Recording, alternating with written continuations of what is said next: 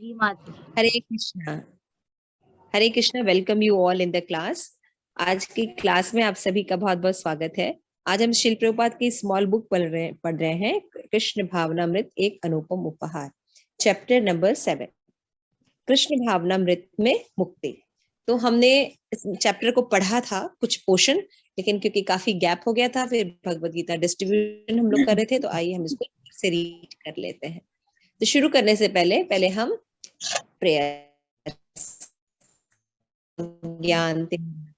ज्ञानाञ्जनशलाकया चक्षुरुन्मीलितं येन तस्मै श्रीगुरवे नमः। श्रीचैतन्यमनोभीष्टं स्थापितं येन भूतले स्वयं रूपकदाम्यं ददान्ति स पदान्तिकम्। हरे कृष्ण कृष्ण कृष्ण हरे हरे, हरे राम राम राम हरे हरे। श्रील प्रभुपाद की जय। आप सभी गौर भक्त वृंद की जय। निताई गौर प्रेमानंदे हरि हरि।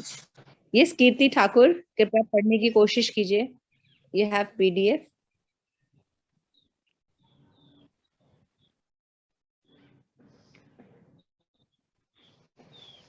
Hare Krishna.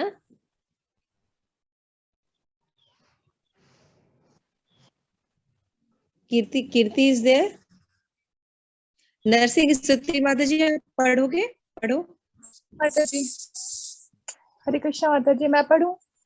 हाँ पढ़ो, कीर्ति पढ़ो, उसके बाद नरसिंह स्तुति माता जी। यदि हम केवल आदि पुरुष की पूजा करें तो हमें किसी मनुष्य से गुमराह होने का भय नहीं रहता। श्रीमद् भागवतम के मूल टीकाकार श्रीधर स्वामी बताते हैं कि केवल भक्ति में सेवा, केवल भक्त्या से मनुष्य जीवन की पूर्णता प्राप्त कर सकता है। उसके लिए उसे किसी अन्य विधि पर निर्भर नहीं रहने की आवश्यकता नहीं है। सुखदेव गोस्वामी कहते हैं कि मनुष्य केवल एक ही झटके से केवल भौतिक जीवन का अंत ला सकता है। इसमें ऐसी जरूरत नहीं है कि सर्वप्रथम घोर तपस्या करना, फिर ब्रह्मचार्य का पालन करना, मन तथा इंद्रियों को वश में करना, दान देना, बड़े बड़े यज्ञ करना तथा अत्यंत सत्यवादी और शुद्ध बनना। केवल एक ही झटके से कृष्ण भावनामृत स्वीकार करने से मनुष्य तुरंत सर्वोच्च पद को प्राप्त हो सकता है। कृष्ण भावनामृत का आश्रय लेने से ही मनुष्य में सभी दिव्य गुणों का विकास हो जाता है। सोनार छोटी सी हथौड़ी से सोने को बारंबार पीटता है, लेकिन लोहार एक बड़े हथौड़े घन का इस्तेमाल करता है और एक चोट से तुरंत उसका काम बन जाता है। कृष्ण भावनामृत भी लोहार की विधि की ही तरह है। हम भक्ति योग रूपी बड़े हथौड़े से पूरे भौतिक जीवन का अंत कर देते हैं। फिर अनेक छोटे छोटे अनुशासनों का पालन करने की आवश्यकता नहीं रह जाती। न ही हमें अन्य गौण विधियों का पालन करने की आवश्यकता होती है। वास्तव में पूर्णता प्राप्त करने के लिए किसी अन्य वैदिक विधि का पालन करने की संभावना ही नहीं रह जाती। उदाहरणार्थ, हठ योग विधि का कहना है तुम्हें एक निष्ठ ब्रह्मचारी बनना होगा और जंगल में जाकर शरीर को भूमि में समकोण रखकर नाक को उंगली से 6 मास तक दबाए रखना होगा। ऐसे निर्देशों का पालन भला कौन कर सकेगा? चूंकि वर्तमान युग में यह विधि व्यवहारिक नहीं है, अतएव सोनार की विधि का परित्याग करना होगा। इसका हल यह है कि कृष्ण भावनामृत रूपी लोहार के हथौड़े को लेकर सारे पापों के फलों को तुरंत समाप्त कर दिया जाए। भक्ति में सेवा द्वारा मनुष्य को वासुदेव परायणः अर्थात भगवान वासुदेव का कृष्ण भक्त बनना होता है। दूसरे शब्दों में हमें सीखना होता है कि किस प्रकार वासुदेव का प्रेमी बना जाए। यदि संसार इस कृष्ण भावनामृत को ग्रहण कर ले तो यह निश्चित है कि इस ग्रह पर शांति की स्थापना हो जाए।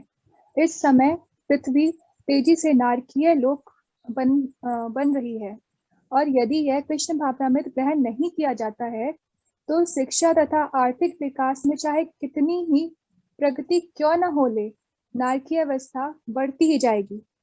अतएव जो विचारवान है उन्हें इस आंदोलन को गंभीरता पूर्वक लेना चाहिए और इसके मूल्य को समझने का प्रयास करना चाहिए। यह किसी एक व्यक्ति या शिष्यों के एक समूह द्वारा निर्मित नहीं है। यह प्रामाणिक है, युगों पुराना है और वैदिक ग्रंथों पर आधारित है। जो हजारों वर्ष पुराने हैं। माता जी आगे पढ़ना है। आगे नरसिंह स्तुति माता जी पढ़ेंगे। हाँ जी माता जी। नीराम इव भास्कर। भास्कर शब्द सूर्य का बोधक है। सूर्य तुरंत ही कोहरे तथा अंधकार को दूर भगा देता है। जैसे पहले कहा जा चुका है, हमें कृष्ण रूपी सूर्य के भीतर उदय कराने का प्रयास करना चाहिए। श्री चैतन्य चैतन्य में भी कहा गया है कि कृष्ण सूर्य के सदृश है और माया भ्रमक शक्ति अंधकार तुल्य है। यहाँ कृष्ण ताहा ना ही माया अधिकार। कृष्ण रूपी सूर्य के उदित होते ही माया का अंधकार तुरंत नष्ट हो जाता है। इस विधि का पालन किए बिना माया रूपी अंधकार के सागर को पार कर पाना अत्यंत कठिन है।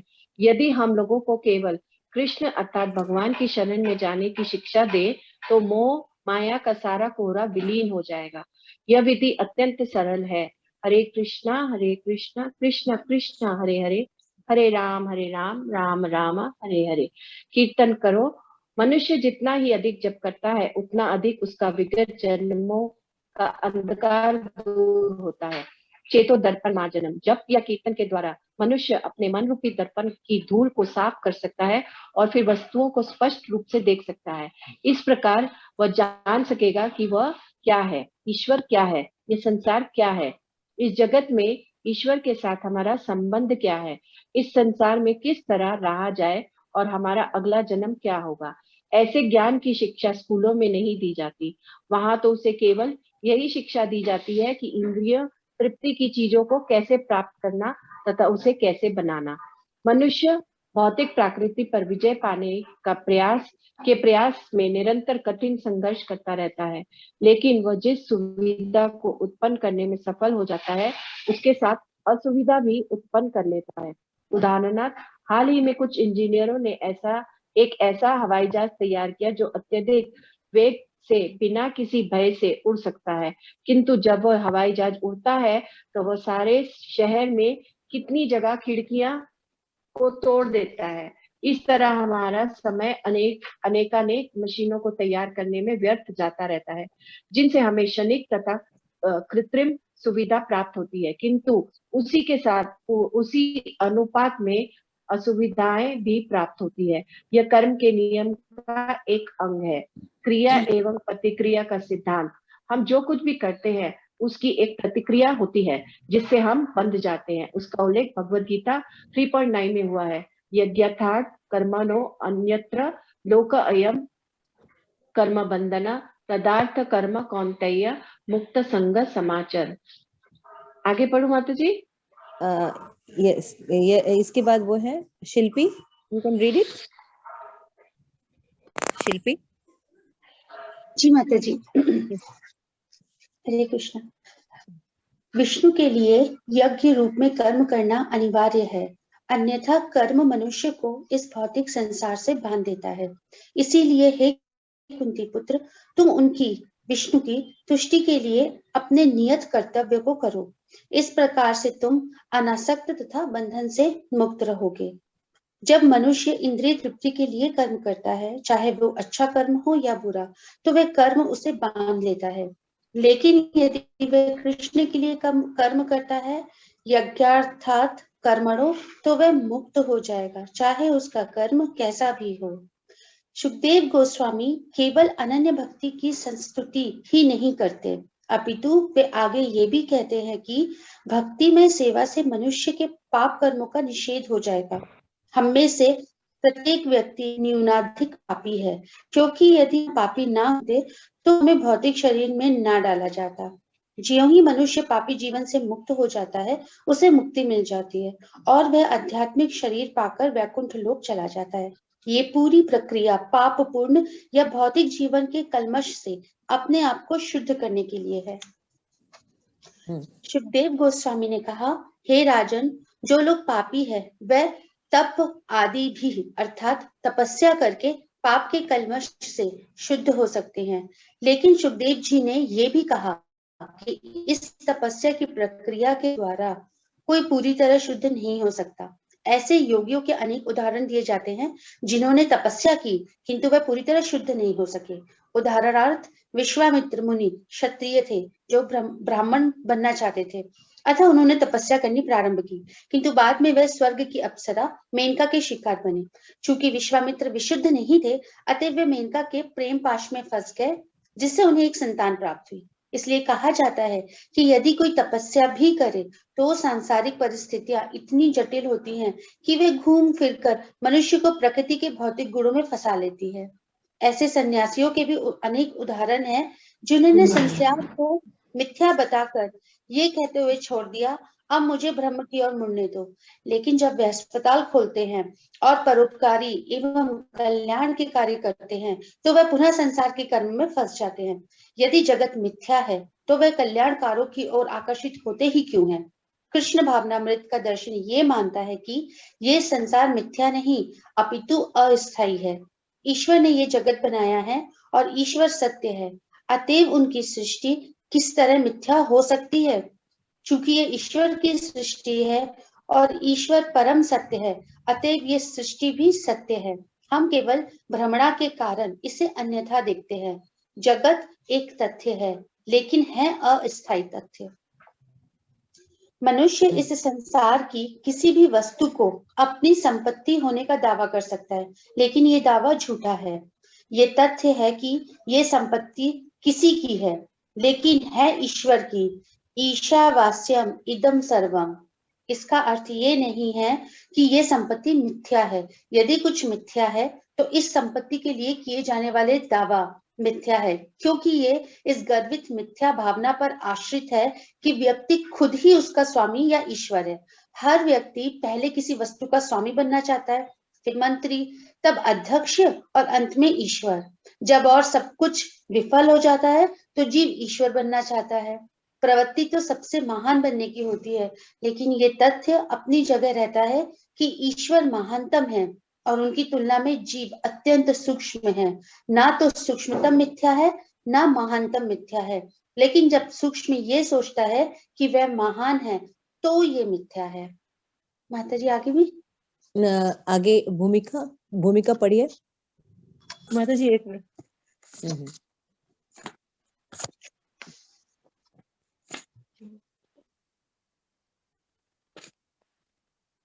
हम वैदिक साहित्य से जानते हैं कि ब्रह्म या आत्मा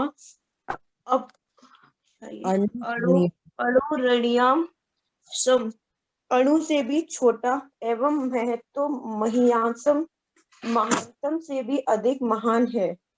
जहाँ तक हम कल्पना कर सकते हैं उसके अनुसार जिस आकाश में यह ब्रह्मांड है वह महानतम है, लेकिन कृष्ण ने अपने मुख में लाखों ब्रह्मांडों के दर्शन कराए हैं। भगवान की महानता उनके अंश रूप जीव की समझ से बाहर है। जीव के रूप में हम अत्यंत सूक्ष्म हैं और जीव और भगवान अनंत हैं। निसंदेह व्यक्तिगत आत्मा का परिमाण इतना सूक्ष्म है कि यह देखा नहीं जा सकता। यहाँ तक कि अपनी भौतिक इंद्रियों से भी उसकी अनुभूति कर पाना भी असंभव है। अतएव कहा जाता है कि आत्मा परमाणु से भी अधिक सूक्ष्म है। माता जी इसको क्या बोलेंगे? अणुरणीयासम। चूंकि जीव तथा परमेश्वर कृष्ण दोनों ही आत्मा हैं, अतएव गुणात्मक दृष्टि से वे समान हैं, किंतु परिणामात्मक दृष्टि से ईश्वर महान है और जीव सूक्ष्म है।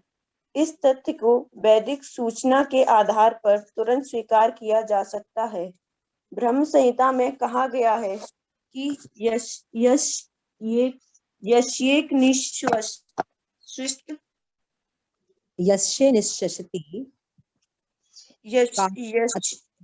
जीवंती लोम विलजा जगदंड नाथा।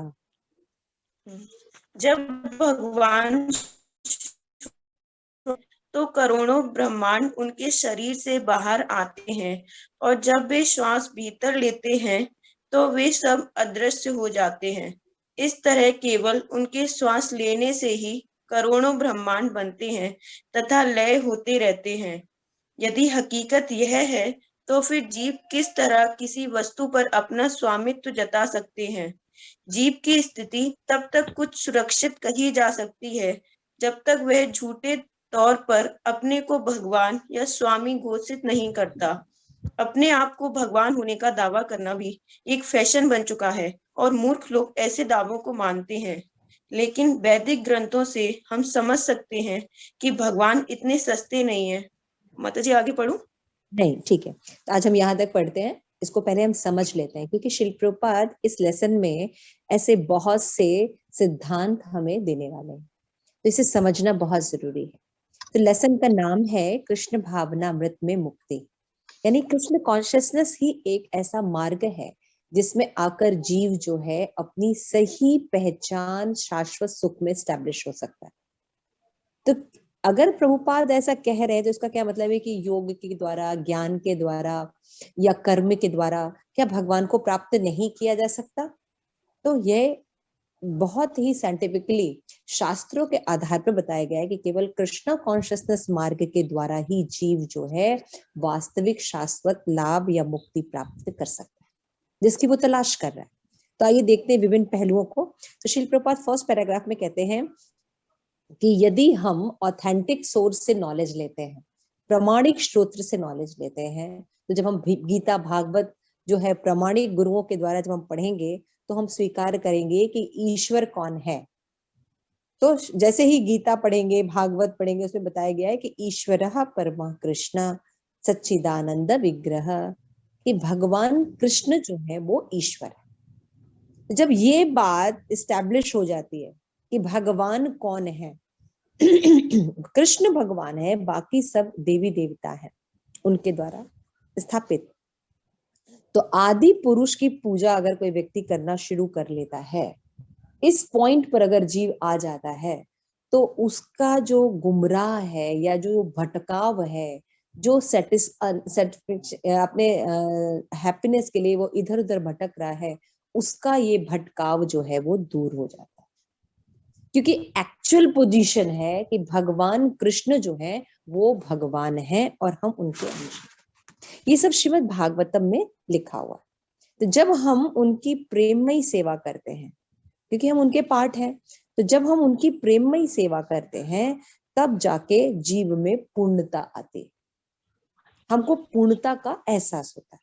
तो श्रील प्रभुपाद यहाँ पे बता रहे हैं कि सुखदेव गोस्वामी और आदि जितने भी विद्वान लोग हैं, उन्होंने बताया है कि जैसे ही हम भगवान को अपने जीवन में स्वीकार करते हैं, हमारे भौतिक जीवन का अंत हो जाता है। हम भौतिक जीवन में जो मृत्यु का दुख है, जरा का है, व्याधि का दुख है, इनसे को जो जूझ रहे हैं, एक जो शाश्वतता की तलाश में जो हम हैं, एक आनंद की जो तलाश में हैं, वो आनंद हमें मिलना शुरू हो जाता है, क्योंकि अब हम सही व्यक्ति के साथ जुड़ जाते हैं। श्रील प्रभुपाद कहते हैं कि सर्वप्रथम लोग क्या करते हैं, तपस्या करते हैं, ब्रह्मचर्य का पालन करते हैं, अपने सेंस को ग्रेटिफिकेशन करते हैं, बहुत बड़े बड़े यज्ञ करते हैं या सत्यवादी बनते हैं। तो क्या होता है, फिर जाके उनका शुद्धिकरण होता है, या शुद्धिकरण होता है तब वो कोई नॉलेज रिसीव कर सकते हैं। लेकिन कृष्ण भावनामृत एक ऐसा साइंस है कि केवल कृष्ण कॉन्शियसनेस को व्यक्ति एक्सेप्ट करता है और उसके अंदर ये सारी चीजें आ जाती हैं।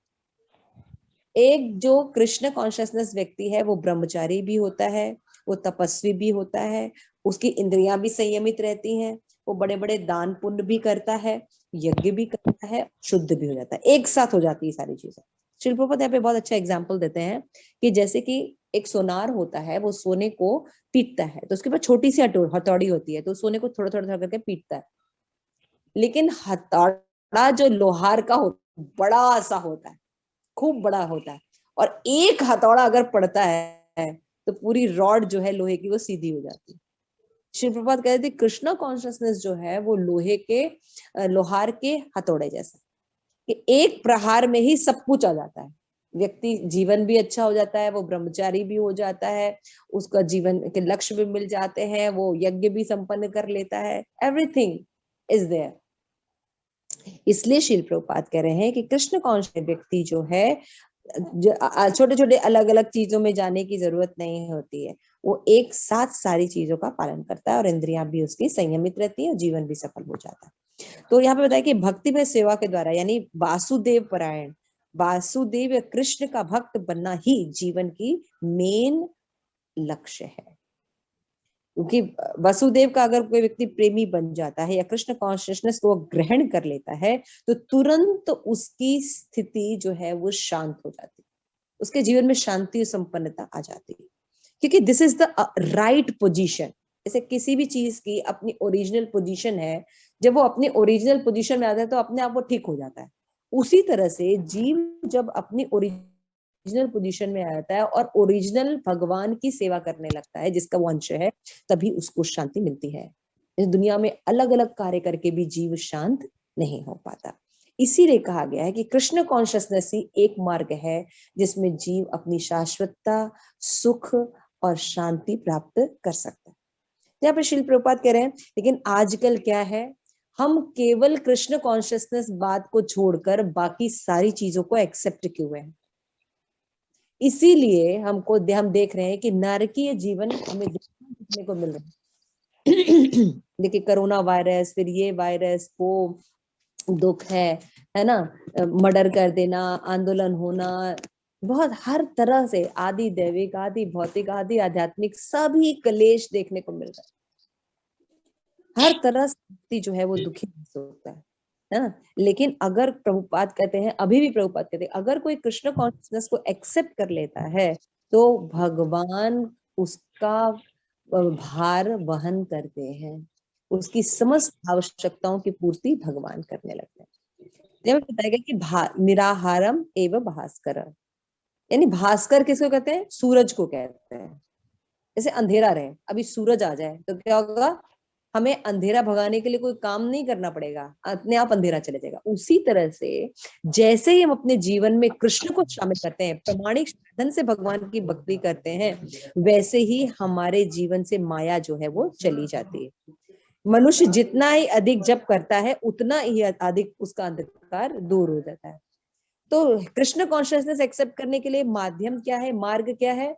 हरे कृष्ण कृष्ण कृष्ण हरे हरे, हरे राम राम राम हरे हरे। जप करने की सरल विधि के द्वारा, भगवान के नाम के जप करने की सरल विधि के द्वारा हम भगवान से जुड़ जाते हैं। देखिए कितना सिंपल मेथड है भगवान से जुड़ने, लेकिन कितने कितने लोग कितने कितने तरीके बताते हैं ना, ये योगा करो, ये आसन करो, यहाँ चले जाओ, वहां चले जाओ, लेकिन इससे कोई लाभ नहीं होता। न ही वास्तविक सुख प्राप्त होता है, न भगवान के बारे में नॉलेज होता है, न हमें अपने वास्तविक स्थिति के बारे में पता चलता है।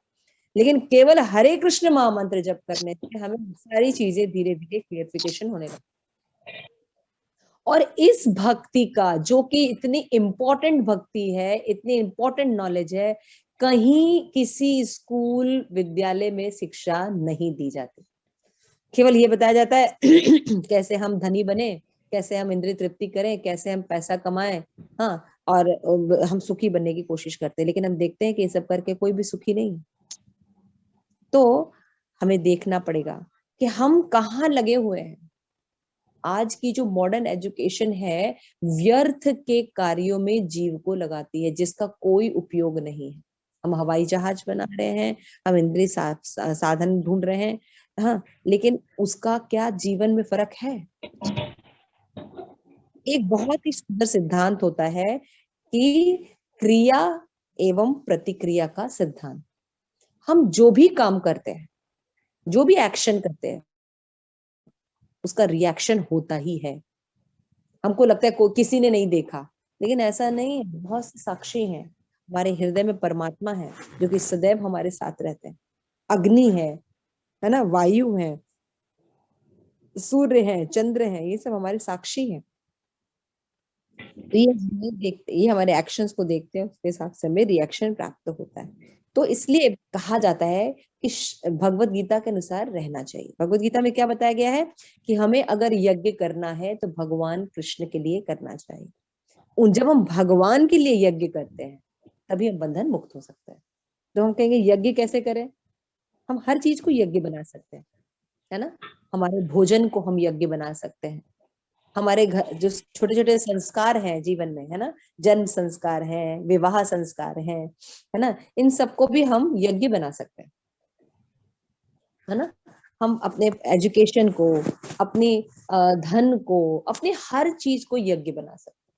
तो ये एक मेथड है जो कि प्रमाणिक गुरु ही जानता है कि कैसे विष्णु के लिए हमें यज्ञ करना है। तो हम अपने खाने को, अपने सोने को, उठने को, बैठने को, है ना, विवाह को, संस्कार को, इन सब चीजों को ही अगर यज्ञ बना ले तो हमारा जीवन जो है वो सफल हो जाएगा। इसीलिए लोग कहते हैं कि जीव जो है, जब ये सब ज्ञान नहीं होता तो वो जो जीवन जीता है, क्योंकि वो भगवान विष्णु के लिए नहीं जीता, इसलिए उसका जीवन पापमय होता है। तो हम सोचते नहीं नहीं, हमारा जीवन तो पाप में नहीं, मैं तो बहुत दान करते हैं, हम तो समाज के बनाए हुए नियम के अनुसार ही चलते हैं, ये है वो है। लेकिन श्रील प्रभुपाद कहते हैं कि यदि आप विष्णु के लिए यज्ञ नहीं करते या उनके लिए यज्ञ करना आपको नहीं आता तो आपका जीवन पाप में ही है। और रास्ते जो होते हैं, जैसे हम तपस्या करें, है ना, जाके तो उसमें क्या है, प्रगति भी नहीं होगी और व्यक्ति उतना शुद्ध नहीं हो सकता तपस्या करने से। लेकिन भक्ति करने से पाप करने की जो प्रवृत्ति होती है वो ही खत्म हो जाती है, समझ रहे हैं। बाकी जगह में जैसे जैसे आप लोग में से कई लोगों ने गंगा स्नान किया हुआ, राइट? कितने लोगों ने किया? Please raise your hands. Okay, लगभग सबने किया है गंगा स्नान। गंगा स्नान, यमुना स्नान, तीर्थ यात्राओं पे जाते हैं तो वो जगह जाते हैं तो वो हमें पवित्र कर देती है। लेकिन वापस हम अपनी प्रवृत्ति करने लगते हैं, वापस आते हैं, सिगरेट शराब पीने लगते हैं, है ना, वैसे ही अपना जीवन जीने लगते हैं जैसे जीते हैं। तो क्या होता है, फिर से हम पाप करने लगते हैं। तो ये जो स्थान है या ये जो जगहें हैं, पवित्र जगहें हैं, ये जीव को पाप मुक्त तो कर देती है, लेकिन इनकी प्रवृत्ति रहती है, यानी फिर से पाप करने की इच्छा बनी रहती है।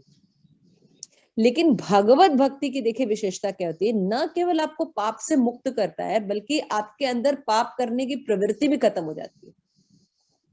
आप मीट ईटिंग नहीं करते, है ना, आप जुआ नहीं खेलते, आप गैम्बलिंग नहीं करते, आप पर पुरुष स्त्री गमन नहीं करते, है ना। तो इस तरह से जीव जो है उसकी इच्छा ही खत्म हो जाती है।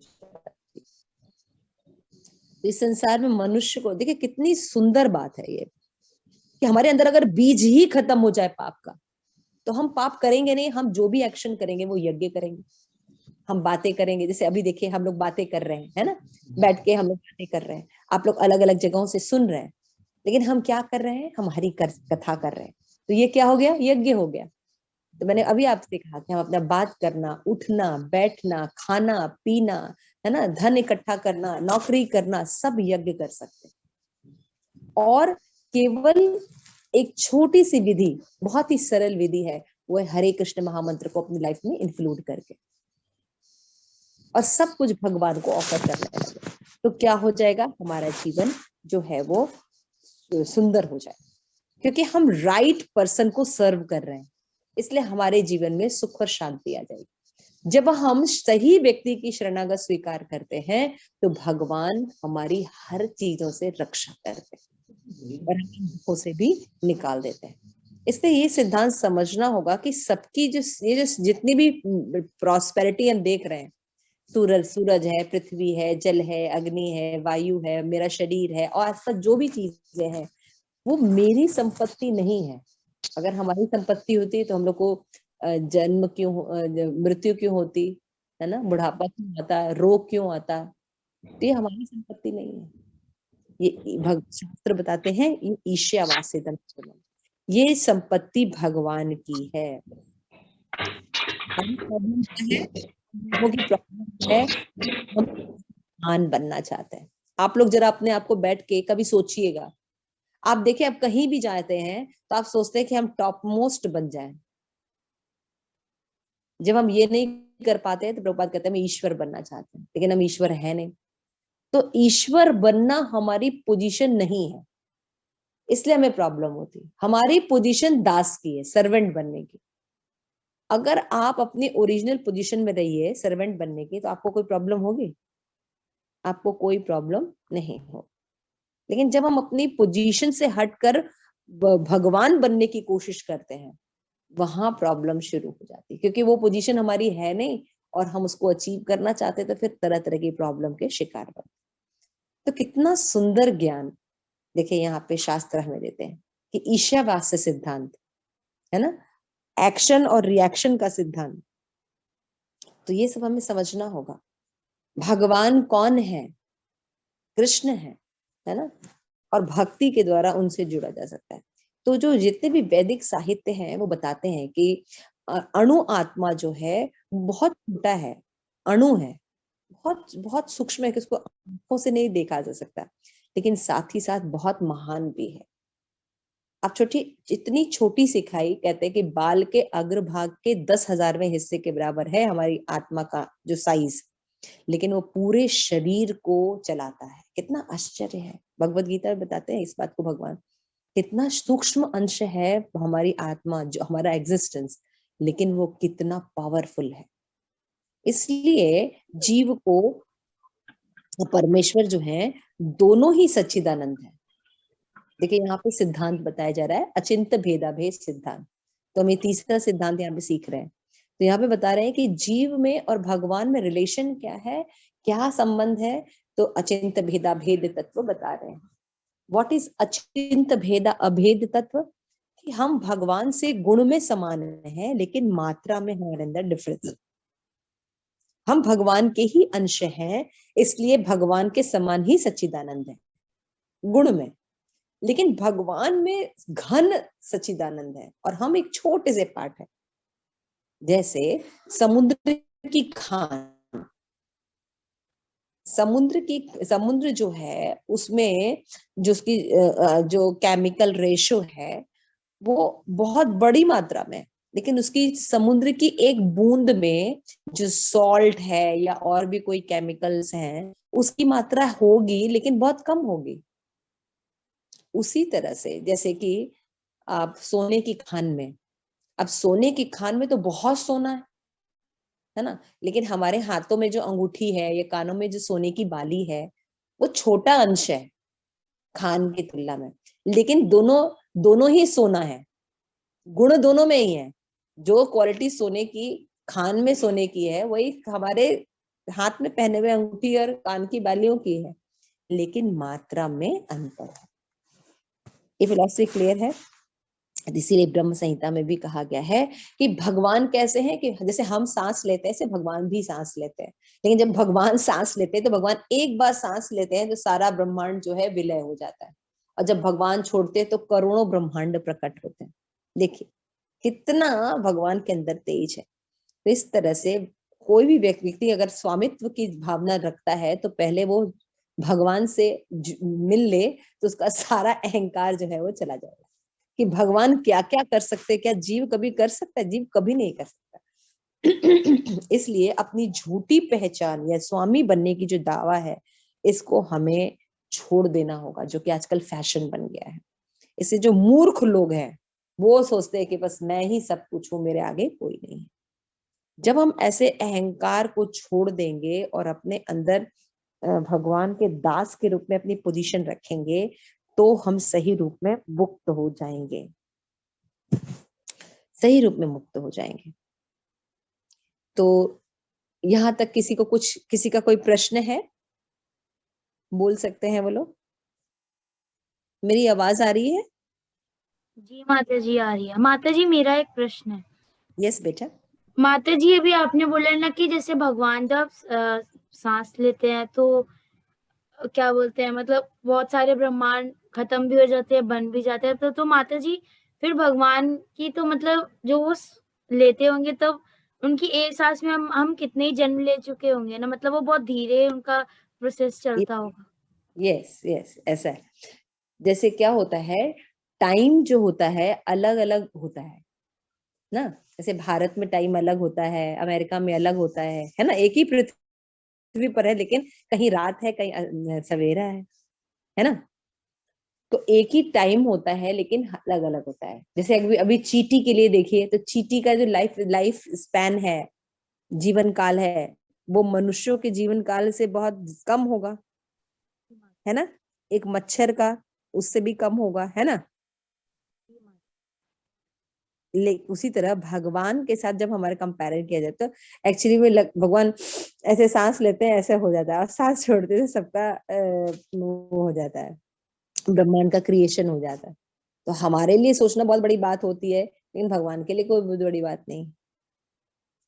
ओके, इसीलिए वो भगवान। लेकिन जो हम सोचते हैं कि नहीं हम ही कंट्रोलर हैं, सब मेरे हिसाब से होना चाहिए, हाँ, आई एम द बॉस, तो ये सब झूठी पहचान है। इसी से माता जी, जब वो लोग मतलब ये बात को जानेंगे कि भगवान एक बार में सांस लेते हैं और इतने सारे ब्रह्मांड मतलब खत्म हो जाते हैं, तो माता जी उसी समय उनकी हालत टाइट हो जाएगी। मतलब वो लोग कहते हैं कि हम भगवान है, लेकिन जब वो लोग तो ये इनको ये पता चलेगा कि भगवान ऐसा कर सकते हैं, तब उनको पता लगेगा। तो मूर्ख लोग जो होते हैं वो दावे करते हैं, प्रभुपाद लिख रहे हैं ना, मूर्ख लोग दावा करते हैं, जो ये नहीं जानते कि भगवान है। वो सोचते हैं भगवान बहुत सस्ते हैं, हर कोई भगवान बन जाता है, हर दूसरे दिन उठ के कोई कहता है मैं भगवान हूँ। तो भगवान बनाए नहीं जाते, भगवान होते ही है, ठीक है ना। तो राधा गोविंद महाराज हमेशा कहते हैं कि कोई दावा करता है कि ये भगवान है, तो उस पर करीब 10 किलो का पत्थर रख देना चाहिए पीठ पर। अगर उसको आनंद की अनुभूति हो तो सोचना चाहिए भगवान है।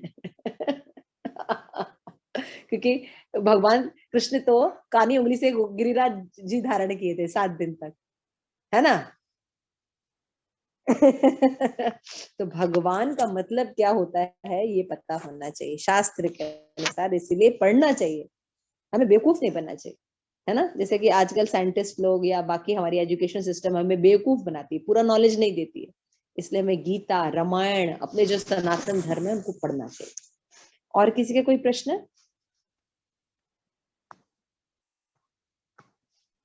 ओके,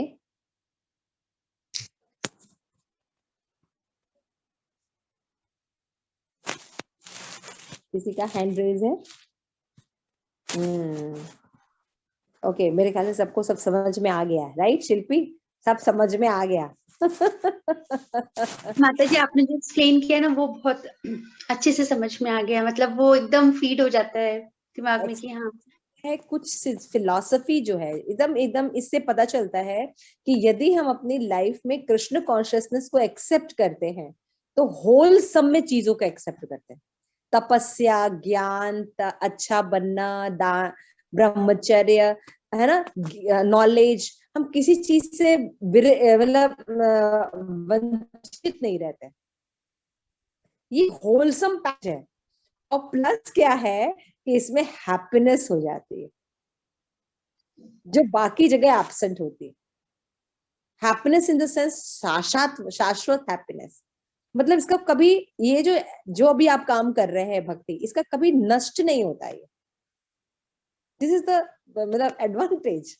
इसीलिए एक प्रभुपाद ने देखो फर्स्ट लाइन में कहा था कि जब हम कृष्ण कॉन्शियसनेस मार्ग को अपनाते हैं तो ऑलरेडी हम सारी चीजों के का निचोड़ ले लेते हैं। जैसे कि लोहार का एक हथौड़ा बहुत बड़ा होता है, कभी आप देखिएगा लोहार को काम करते हुए, कितने लोगों ने देखा है, भूमिका ने देखा है लोहार को, कितना बड़ा हथौड़ा होता है ना, बड़ा सा हथौड़ा था, एक हथौड़ा कोई मारे तो पूरा घर ही गिर जाए। तो Krishna consciousness is like a big thing, उसमें सब कुछ होता है। तो इसीलिए शिल प्रभुपाद करे। लेकिन अगर हम कृष्ण कॉन्शियसनेस को छोड़ के ज्ञान लेते हैं, दान करते हैं, तपस्या करते हैं, तो उनमें थोड़ा सा बेनिफिट होता है, लेकिन जीव जो है पूरी तरह पाप से मुक्त नहीं हो पाता। एग्जाम्पल विश्वामित्र का दिया है, आज के भी आप अपनी लाइफ में भी देख सकते हैं कि आपको बहुत चीज मिल जाती है, हो सकता है, लेकिन वो बात नहीं आती, you can't feel satisfied because आप अपनी ओरिजिनल पोजीशन में नहीं होते। हम भगवान के अंश हैं, हम दुर्गा के अंश नहीं हैं, हम गणेश के अंश नहीं हैं, हम अपने माता पिता के अंश नहीं हैं। आप इन सबकी सेवा करके देखिए, you never satisfied, never satisfied. लेकिन आप एक प्रामाणिक गुरु के द्वारा भगवान कृष्ण की सेवा करके देखिए, वो केवल चैंटिंग करने से ही ज्यादा समझ में नहीं आता, लेकिन आप केवल चैंटिंग करिए, आपको देखिए कितना शांति मिलना शुरू हो जाता है ना। तो इस तरह से कृष्ण भावनामृत ही मुक्ति का एकमात्र रास्ता है। तो आज हम यहाँ तक पढ़ते हैं, प्लीज इसको मार्क कर लीजिए श्रेया, हम लोग इसके आगे नेक्स्ट क्लास में पढ़ेंगे, ठीक है। Thank you so much. शिल प्रभुपाद की जय, आप सभी गौर भक्त वृंद की जय, योर लवली स्माइल की जय। Thank you so much. Hare Krishna. माता जी हमने कहाँ तक पढ़ा है? माता जी मैंने मार्क कर लिया है। यस भूमिका, कहाँ तक पढ़ा है माता जी, एक बार बता दीजिए। 1 मिनट में आपको बुक